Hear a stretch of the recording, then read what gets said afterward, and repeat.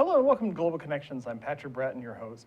Today I'm joined by a special guest, new to ThinkTech, Dr. Tim Fallis, who's a lecturer in communication at Hawaii Pacific University, and we're going to be talking about his work, some of his own experiences, and particularly talking about the political campaign.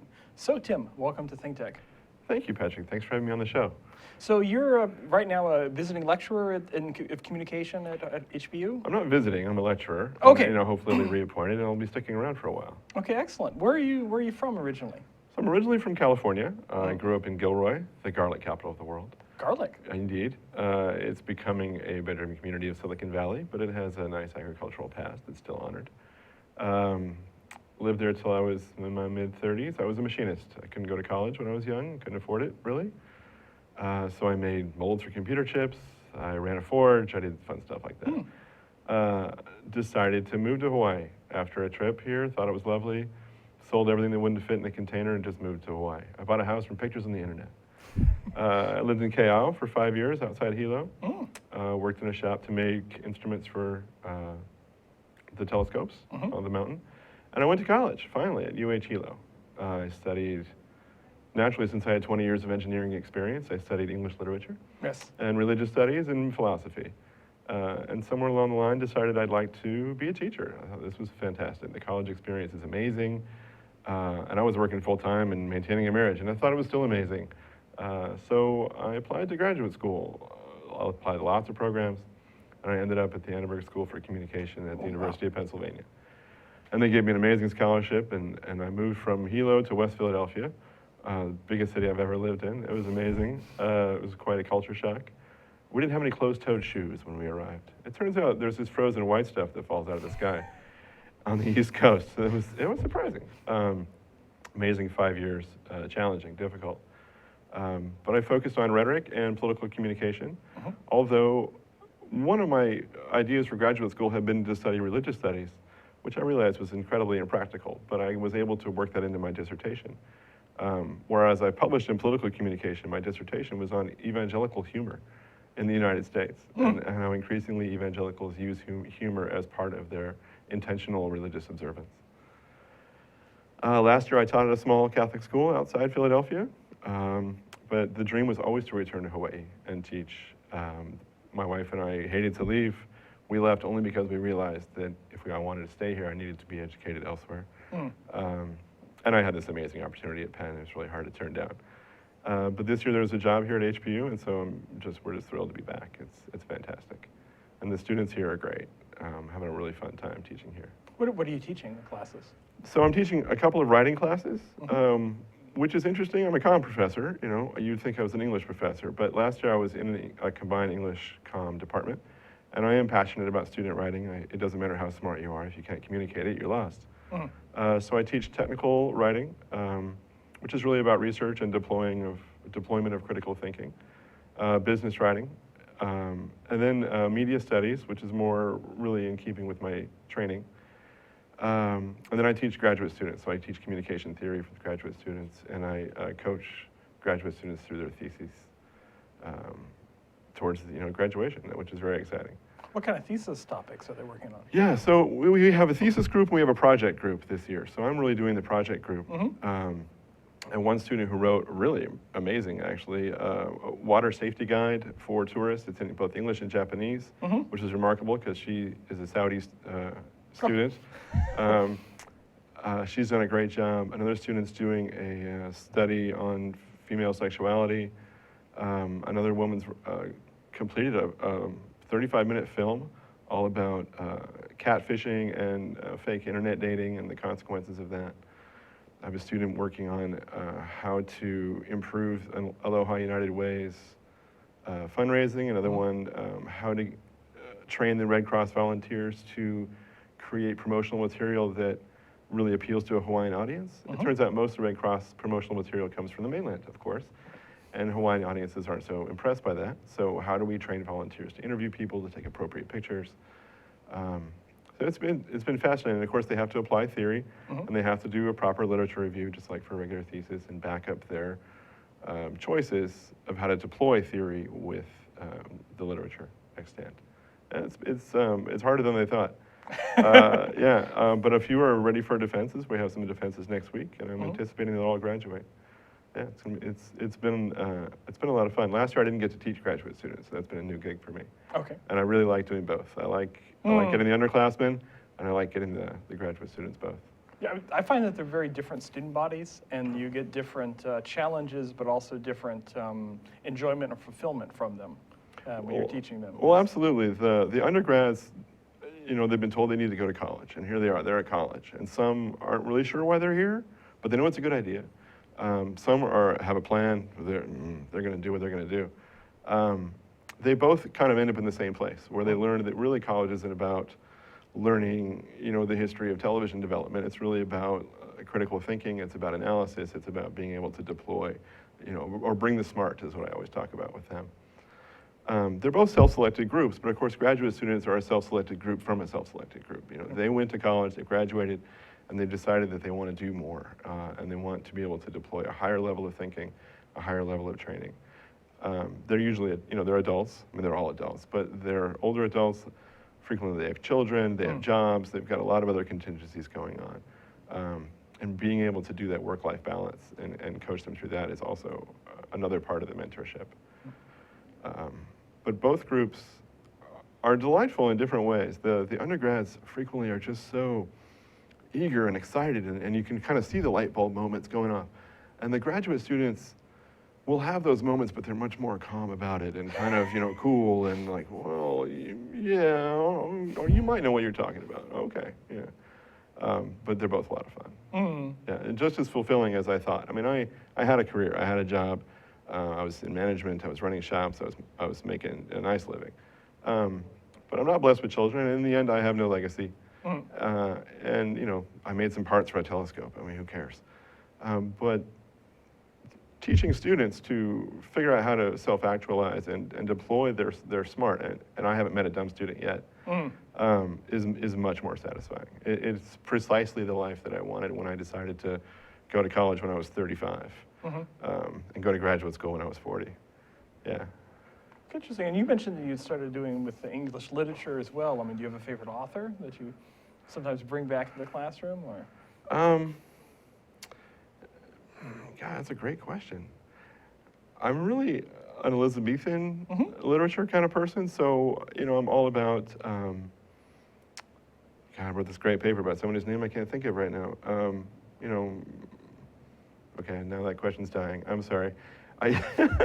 It's funny is that most of the time when I'm trying to illustrate some point in media studies or critical thinking, whatever, I'll bring in literature that the students have some reference to. Yep. And they're not going to do Middlemarch. Sorry, that's where I was going. Which is a marvelous book, and it's a page turner, and there's marvelous conflict. But if you can do Tolkien, right? I mean, even if they haven't read the books, they've seen the movies. Yeah. It's much more effective. And so I mostly bring in content from films. Yeah. This semester I showed V for Vendetta. We have Friday night flicks. And I brought in some of my classes and invited anyone who wanted to come, and I had a pretty decent group. I had about 40 students. That's quite good, yeah. Yeah, and it's it's a fun movie, and there's knife throwing and all that sort of thing, and the Guy Fawkes mask and whatnot. But there's a tremendous discussion throughout the movie of what balance do we want to have between security and freedom, between liberty and safety, and how do we police those who police us.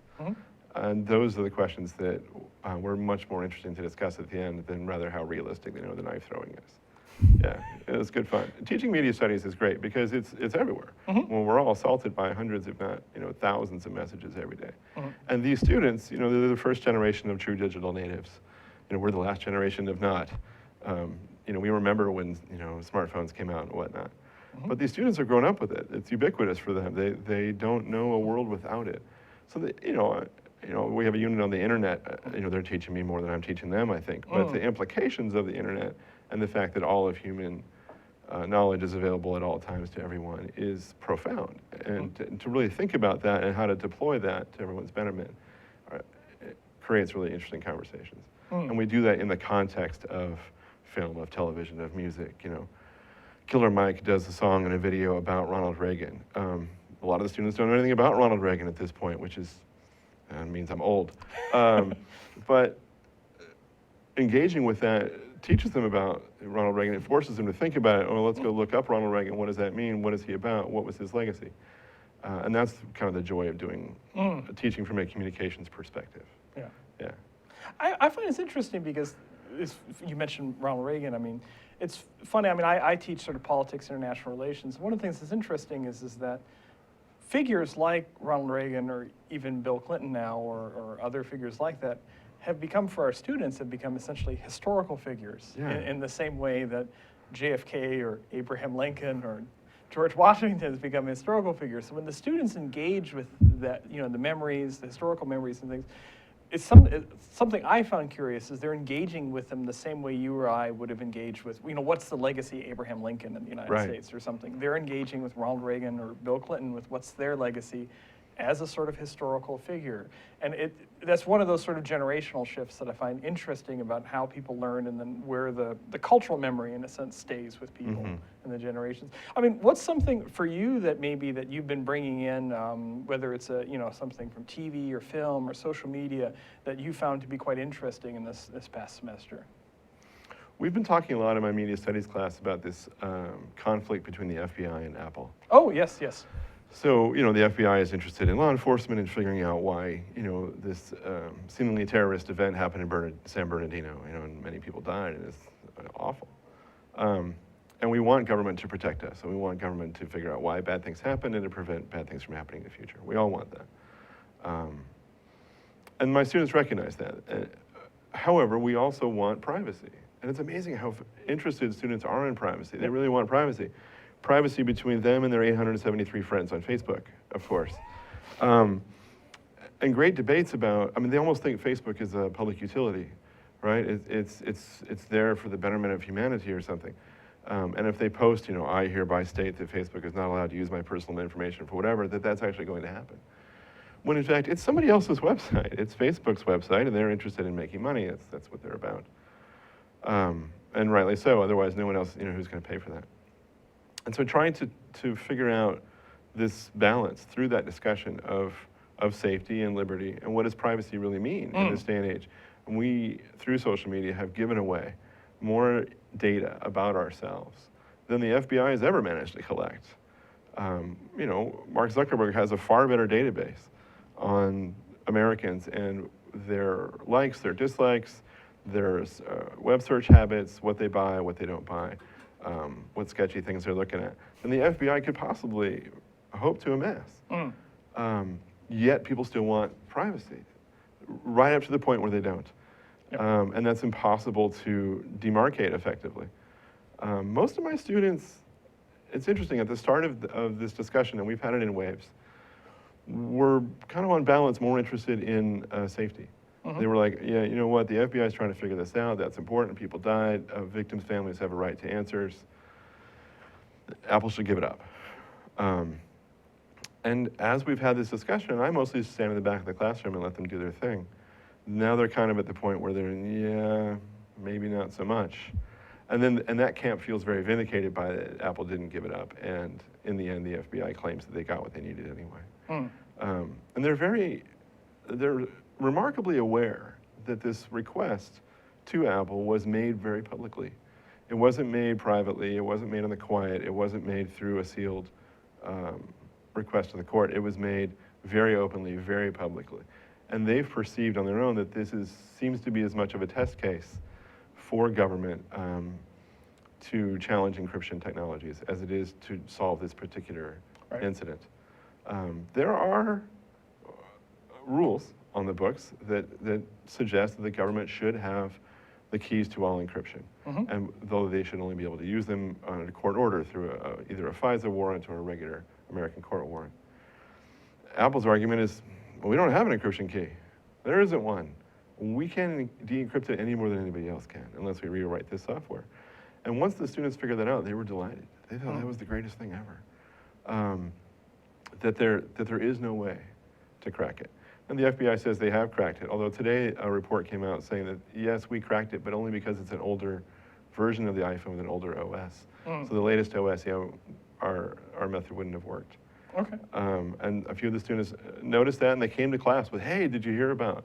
Which is exciting. You know, if you can get them to actually pay attention to the news, is a huge Victory. It feels like victory. Yeah, exactly. Yeah, it's great. Okay, we're going to take a short break, and Okay. we'll be right back and probably talk a bit about the interesting political campaign that we're going through in the United States. Aloha, my name is Richard Emery, and I host Condo Insider. We talk about issues facing the condo association throughout Hawaii and talk about solutions. When you think about it, about 1/3 of our population lives in some form of common interest real estate. We broadcast every Thursday at 3 p.m. Please tune in, and thank you. Aloha. Hi, I'm Donna Blanchard. I'm the host of Center Stage on the Think Tech Hawaii Digital Network. On Center Stage, every Wednesday at 2 p.m., we talk to artists of all different ilk, playwrights, novelists, poets, singers, sculptors, you name it. We've had all kinds of interesting people on, and we always talk about what they do and how they do it. And what I find most interesting, we talk about why they do what they do, the process of art, what it does for us and our humanity. I hope that you will come and join us, and maybe you'll get inspired to bring out your creative spirit as well. That's Center Stage on Wednesdays at 2 o'clock on the Think Tech Hawaii Digital Network. Sorry. Hello and welcome back to Global Connections. I'm Patrick Bratton. I'm talking with Tim Fallis, talking about political communication, media studies. He's been telling us about his background and some of the classes that he teaches here in Hawaii. I thought one of the things that we kind of have to maybe talk about with the person who specializes in political communication, sort of the elephant in the room and the gorilla in the room, is sort of this very interesting political campaign that we're going through in the United States. And one of the funny things is, as a political scientist, but not one who covers elections, I always kind of joke with my students that, you know, we always tend to see the same kind of candidates, the same kind of election, and we sort of foolishly ask, you know, should we have an election with candidates that are different or something strange happening? And this time we, you know, be careful what you wish for, in a sense, perhaps. We have a very different, perhaps, campaign at face value with different kind of candidates, and I was just wondering if you want to, some of the things, maybe we'll take this on a kind of a more theoretical media level before we get you down to like who's your money on or who's run a business Okay. campaign. We'll take this more theoretical before. I mean, some observations that you've got about things that are interesting or different about that.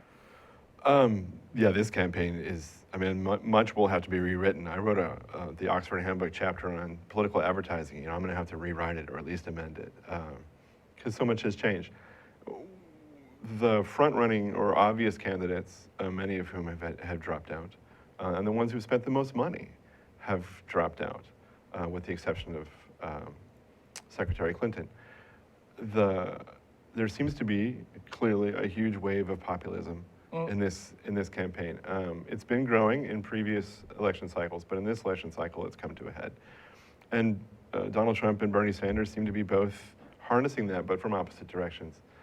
The amount of free advertising that all the campaigns are getting in this cycle is phenomenal. There hasn't been a tremendous amount of money spent by the campaigns themselves in this election cycle. The candidate with the most money spent was Jeb Bush. Through February, almost 3 times what Clinton or Sanders had spent, almost 8 times what Donald Trump had spent. He's out, but the amount of free press, what we call earned press, has been beyond anything we've ever seen before. It seems that people are unhappy with government, and people have been unhappy with government, you know, forever since there's been government. People seem to sense that there's something wrong with this country, and the debate is how to fix that. The middle class is unsatisfied, clearly. The working class is unsatisfied. They think they should be in the middle class, of course, and rightly so. The wealthy are confused in this election. The powers that be that usually fund campaigns and are fairly successful at predicting winners and picking the right horse seem to be befuddled by this whole election cycle. And that is as much a story as which candidates have risen to the top in themselves. It's a very odd election.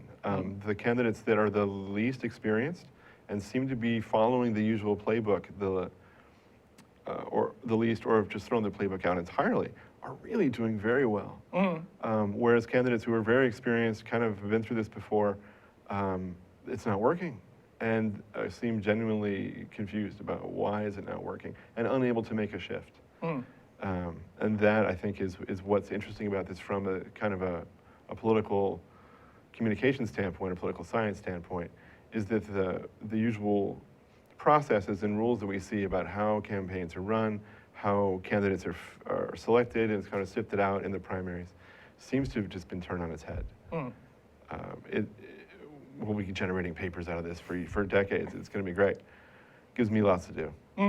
Is there, not an easy question to answer, but I mean, I've heard lots of different explanations. One is sort of a societal sort of shift, right? So you mentioned populism, and you mentioned the sort of crisis that's, we've had, since the 90s, right? We've had this sort of weird paradox where, early on, sort of late 80s, early 90s, liberal democracy sort of triumphs, right? So the Cold War is over, all sorts of places that had never been democracies or hadn't been democracies in decades, all of a sudden becomes, Huntington calls, the third wave, right? Yeah. So Eastern Europe, Russia, but also Latin America, huge parts of Asia, Africa, all these places turned liberal into democracies.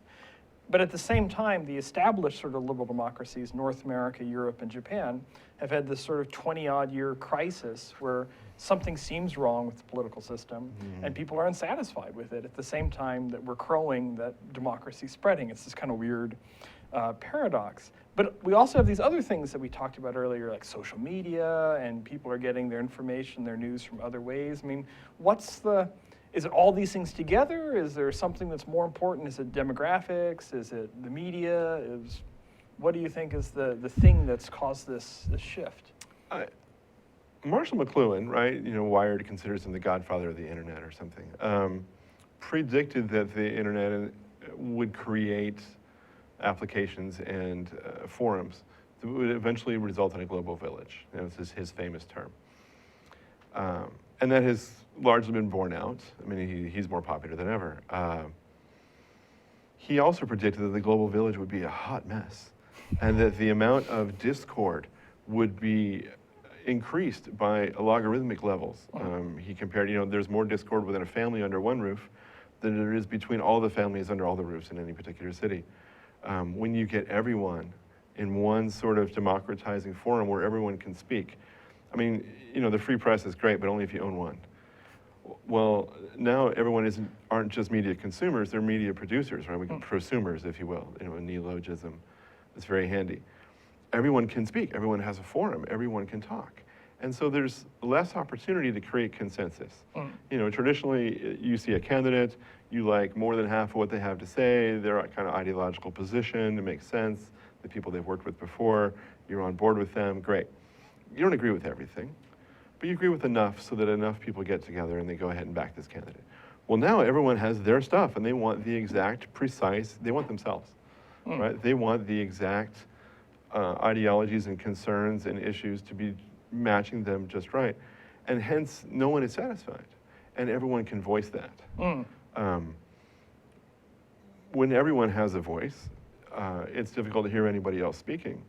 And so in emerging democracies that don't have these kind of sophisticated media systems and habits of not just permitted free expression, but actual systems and media systems of free expression, right? Landline telephones and free press, universal access to the internet, ability to publish, blah, blah, blah. They don't have that voice yet. And they're just excited about the liberal democracy part. There is still a ruling class in those countries, just as there is a ruling class in the United States. The people who aren't in the ruling class don't seem to have the forums for complaining about it. We do, and we are complaining. And we're good at it. And social media has kind of opened people's minds, I think, to the possibility of publishing their discordant ideas. And so there is discord, just as Marshall McLuhan predicted there would be. How we're going to resolve that and find ways to achieve consensus is unknown, I think, at this point.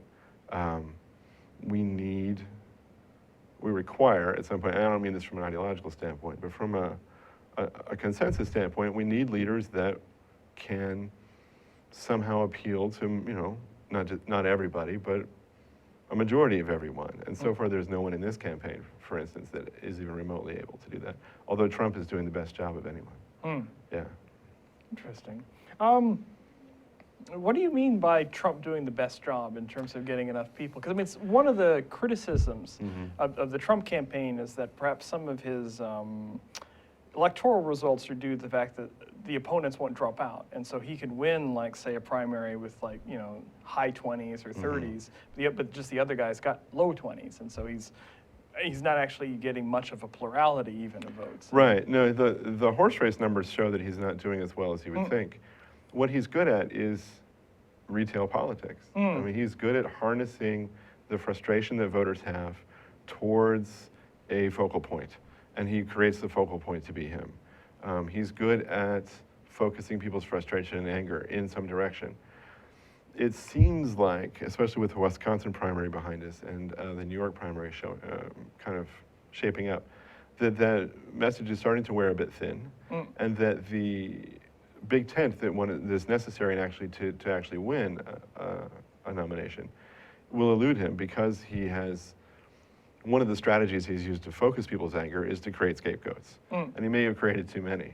But his retail political skill seems to be innate. I mean, he was breaking every rule by saying, for many other candidates, it would be outlandish things, where they would be told to drop out. But he doesn't need to bother. There's a perception that he's self-funded, and so he doesn't need to bother with donations or support from PACs or from wealthy donors like the Koch brothers or whatever. He hasn't actually spent that much money. Neither has anybody else on his campaign. His state organizations are pretty flimsy. He hasn't spent much on advertising, about $10 million by the end of February. It's peanuts. It's peanuts. But he's gotten $2 billion worth of earned advertising by his pronouncements being replayed on network television. But his retail political skill seems to be the most effective thus far. I think it seems to be starting to boomerang a little bit, but whether that's going to be borne out as we get closer to the convention is unclear. Okay. Yeah. Interesting. I mean, one of the comparisons that you had made earlier that's often made is that we seem to have sort of two outsider candidates that are harnessing sort of different forms of populism. So you talked about Trump. I mean, what are some of the similarities and or differences sort of with the Sanders campaign that you see comparing the two? Yeah, so they both seem to be trying to harness this frustration with the status quo. Which status quo they're talking about changes a little bit. The Sanders campaign is definitely more focused on an economic argument, saying that the reason they all are upset is because you don't have enough money, you're working too hard, and that's because the allocation of resources in this country has been skewed by 35 or 40 years of the neoconservative sort of paradigm. Trump is harnessing the same frustration, I suspect, but he's not really so much making an economic argument. Ultimately, it boils down to economics, but he's trying to suggest that there are root causes. The reason that you're not getting good jobs is because too much of our money is being spent overseas. Too many immigrants are getting jobs. Too much of your money is being spent on wasteful government, which is a hobby horse that's regularly used. It's the same group. It's the same yearning for a solution, but the root causes that are identified and the sort of bogeyman in the room changes. But in the end, it's similar groups. Now, Sanders' group is progressive, if not really quite liberal, rejects this sort of marksmanship on immigrants, on Muslims, on Mexicans, on women that the Trump campaign has used. Trump's group is very unimpressed with what they identify as being liberalism, with sort of this bleeding heart, let's take care of everybody, everybody has a chance, everybody should have a right, disaffected groups should be compensated. They're tired of all that, and they want to just get answers. They just want representation, and they want things to go back to some idealized version of America that I don't think ever existed, and certainly didn't exist in their lifetimes. Right. But it seems appealing as a guiding mythos, if you will. All right, we're going to take another short break, and we'll come back and continue this conversation. You're watching Think Tech Hawaii, meeting people we may not have otherwise met and helping us understand and appreciate the good things about Hawaii. Great content for Hawaii from Think Tech. Aloha, my name is Carl Campagna. I'm the host of Think Tech Hawaii's Education Movers, Shakers, and Reformers. You can see our show every Wednesday at noon, at 12 p.m. on thinktechhawaii.com, as well as visiting YouTube and finding the link for the show there. The show is also aired on OC16. We look forward to seeing you on the show. We have many wonderful guests, including Joan Husted, Corey Rosenlee, where we talk about the very important issues of education for our keiki. We look forward to seeing you there. Mahalo. Aloha, namaskar, and hello. My name is Anu Hittel, and I host the show called Climate Change Beyond Outrage. We go beyond outrage to find solutions to climate problems facing people, nations, and the world. I hope you will join me here every Tuesday at 1 o'clock. We broadcast live from thinktechhawaii.com. Aloha and bye-bye. Hello, welcome back to Global Connections. I'm Patrick Bratton talking with Tim Fallis about the political communication and this interesting electoral cycle. Before we went for our short break, we were comparing the Trump and the Sanders campaign and some of the messaging that's gone out. One thing is that when you were talking beforehand that struck me, I had a conversation in one of my classes with my students about the election, and people were asking about different kind of election styles. I'm not an expert on elections, but one thing that always struck me as interesting is a lot of times people assume that people must be interested in issues and policies and solutions to issues. And if we think about a candidate who sort of feels that this should be important, I mean, normally is given as sort of Hillary Clinton as sort of the example par excellence. The Clintons have always been very wonkish about policy. Right. And in DC, you know, my friends in DC always sort of tell me that she's got hundreds of people from think tanks and universities and research centers who are all working out solutions for specific policy issues. But the interesting thing is that, I mean, it seems that, I mean, if I was to put this sort of crudely, it seems that Americans don't seem to be very interested in that. And they'd rather have candidates that maybe channel sort of emotion or things rather than, or highlight issues that they feel important, rather than actually coming up perhaps with specific solutions or policies for them. Would you say that's fair? That's absolutely true. Yeah, the Clinton campaign is focused on policy, and that's, you know, as you say, standard MO for the Clintons. That's not working this election cycle, and in some sense, it's never been a big thing. I mean, who reads the actual platform of each party? Who goes to position? But John Kasich in the Republican primary campaign said, "I've got all these policies, I've got all these position papers. They're online. Please go read them. You know, I have things I want to do for this country." Nobody wants to read that, and the part of that is because it's a lot of work. Part of it's because people don't have time. A lot of that, I think, is the media, which characterizes these campaigns as kind of horse race contests. The media chooses not to highlight policy positions, or because then they would maybe be required to analyze them. And if they're required to analyze them, they're worried that they would be perceived as having their own perspective, their own axe to grind, and not being impartial. And so the media covers it as a contest. Ooh, this candidate scored big today. Oh, this one refuted this other candidate and made him or her look bad. You know, Hawaii got this many votes for Sanders, Alaska got this many votes for Clinton. Those are much more entertaining, and of course our media systems are not really set up to be public information agencies. They are commercial enterprises. Also, looking at positions is, as I say, work, and looking at one or two issues is a much easier heuristic, a much easier shortcut for people who are voting at this stage. As the campaigns go into the post-primary season and we have the nominees, there will be more focus on policy, but it still won't be as much as you might hope, or certainly as Secretary Clinton hopes.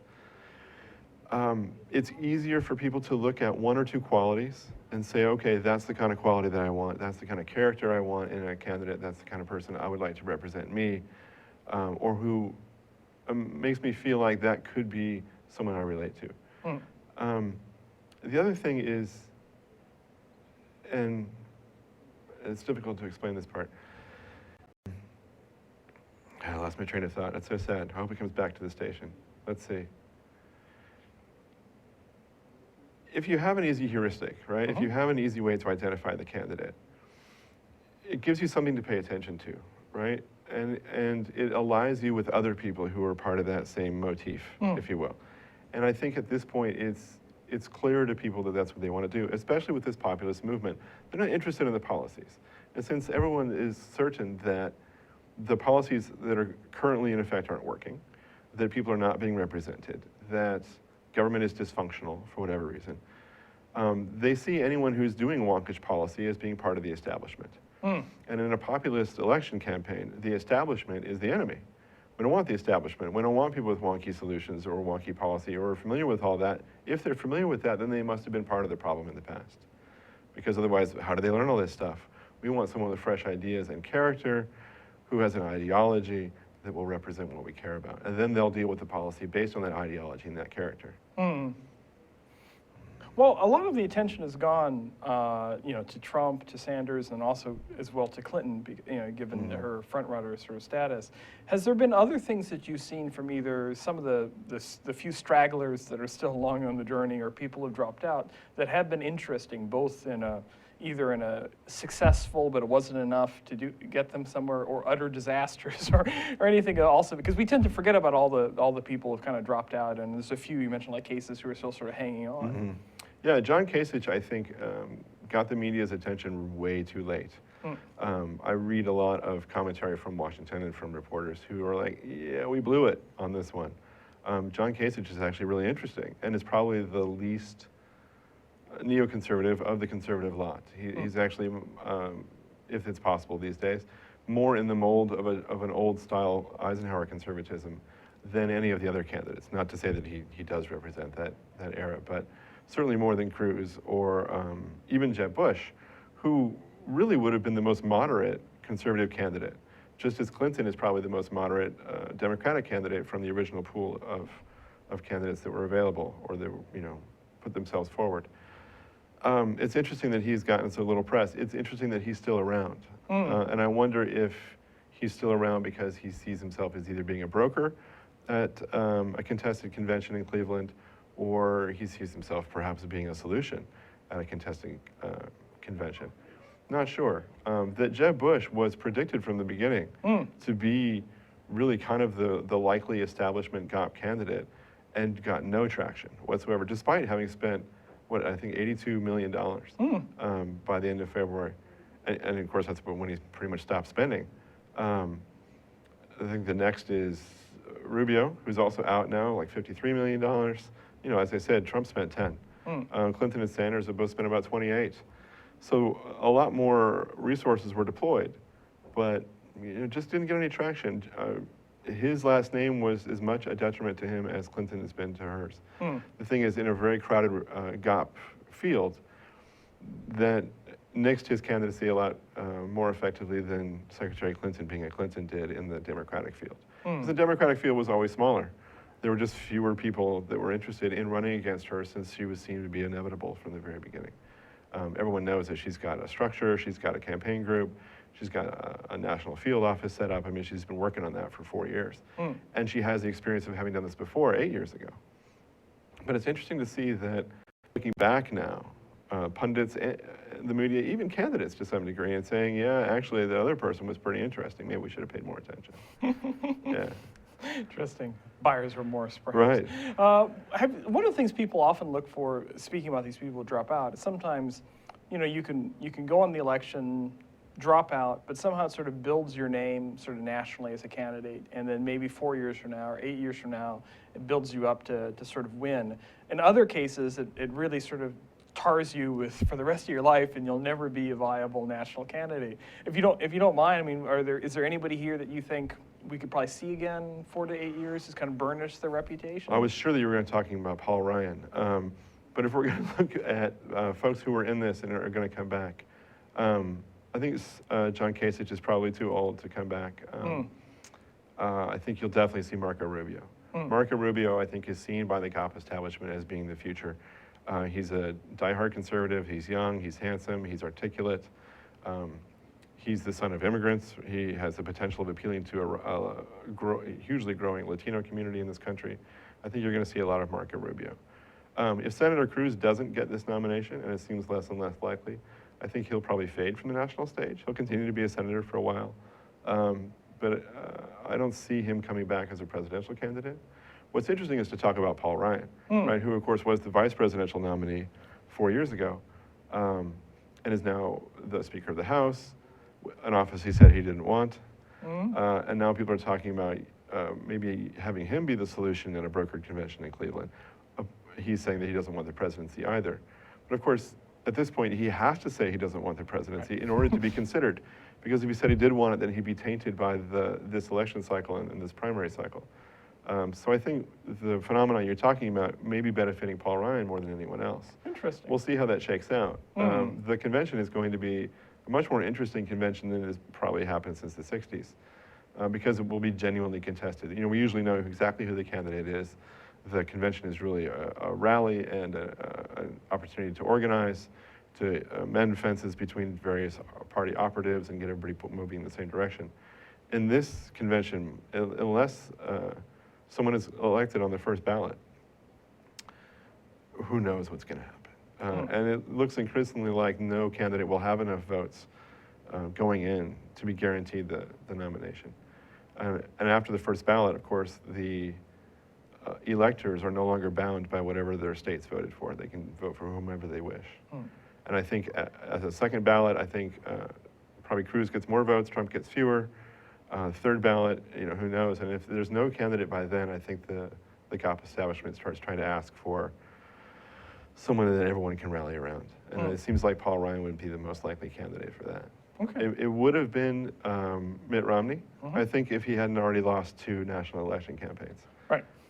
At this point he has. Paul Ryan is likable, he's telegenic, he's probably the most moderate of this band of conservatives. He's also the most conservative guy who is seen as not part of the establishment. How that's possible when you're Speaker of the House, I'm not sure, but he's not seen as an establishment figure at this point yet. And part of that is because of this ethos he's created by saying, oh no, I don't want that, no, I'm just here to serve. It'll be fascinating. Okay. One last question for you. I mean, this is difficult predicting the future, of course, but I won't ask you your prediction for the election.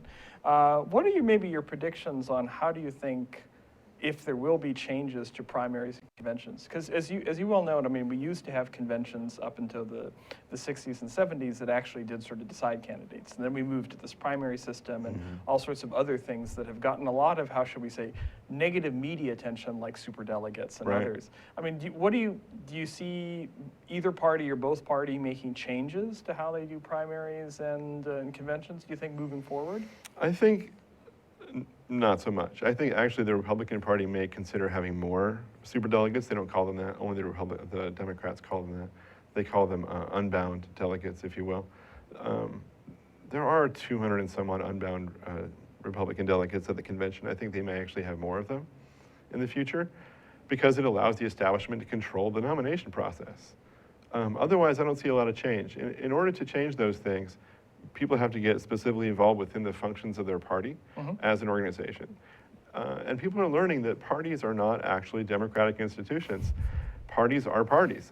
They have agendas and they have their own rules. And they're not the same rules as for a state-sponsored actual election.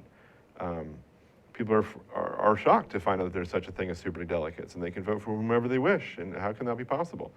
Well, they specifically exist so that the parties can help control the nomination process. They claim that it's because not everybody gets to vote in the primaries, and so they're kind of an insurance to make sure that really the will of the people is represented. But I don't see that there's going to be a big change in this process until more people get involved in the actual internal party politics. And in a populist campaign where people are disgusted with the functions of government, I think that the parties get lumped into that same basket. Yeah, I don't think people trust that. I don't think they want to be a part of it. And so the same power brokers that have always controlled that will continue to. Okay, interesting. Well, I think that's all the time we have for today. I mean, we could continue this another 2 hours on the election and everything. But I just wanted to thank you for coming by. Thank you. Thank you very much, Tim. Yeah, I appreciate it. It was a lot of fun. All right. So Patrick Bratton, Global Connections, join me next week. I'll have another guest. We're going to talk, I think, about Bollywood dance and Indian dance tradition. So make a big shift from elections from this show. But I just wanted to thank Jay and Nick and Zuri and everybody here at the Think Tech team. And I look forward to speaking to you guys again next week.